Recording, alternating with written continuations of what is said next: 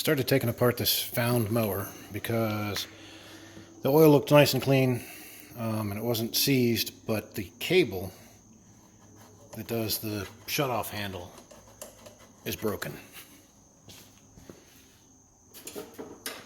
So the brake was stuck, and it turned, but it had to turn through the brake. And I thought, all right, here where the cable attaches, why can't I move that back? I tapped it, it seemed like it was seized. So I opened it up and found rust because it's been outside. But I figured out how it worked, and it's kind of backwards in my brain. When you pull the cable, this end that the cable is actually attached to doesn't move.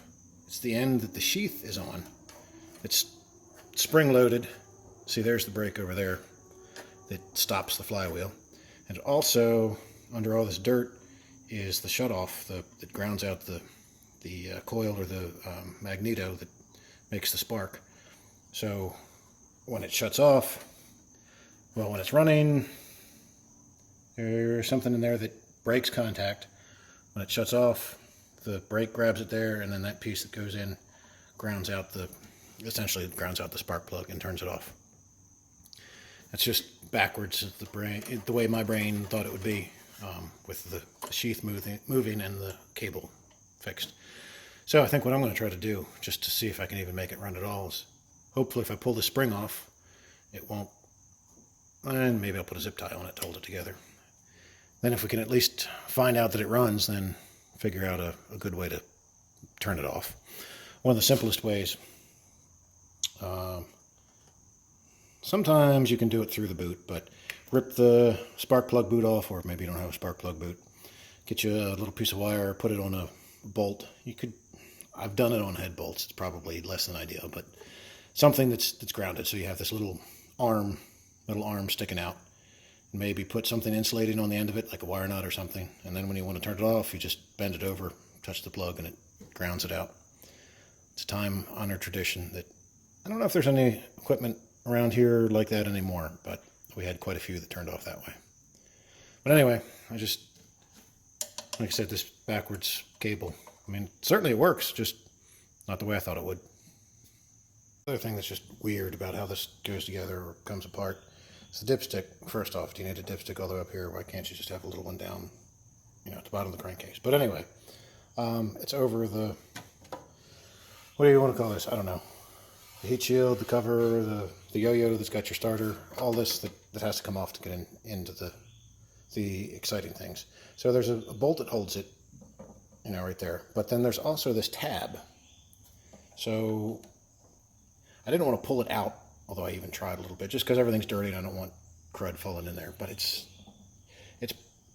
stuck into the crankcase pretty good.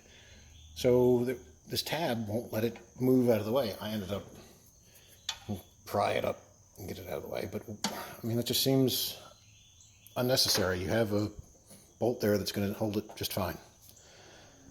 You might say, something like this, it's been out in the rain. I haven't opened the carburetor yet. I'm hoping that the carburetor is not full of rust and water. But why am I wasting my time with this?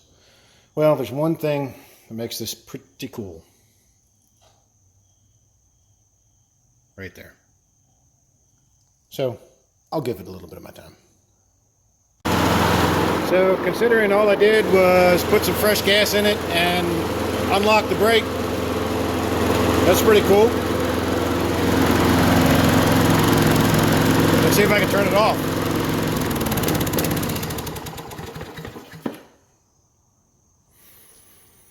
So that's encouraging.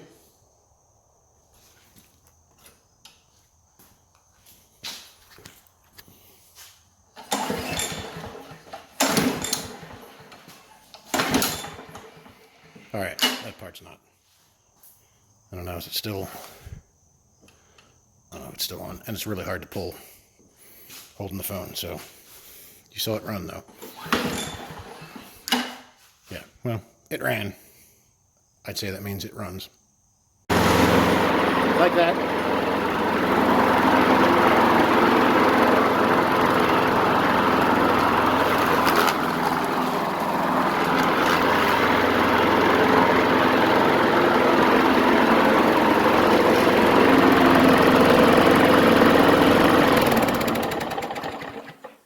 Runs and cuts. Don't lowball me. I know what I got.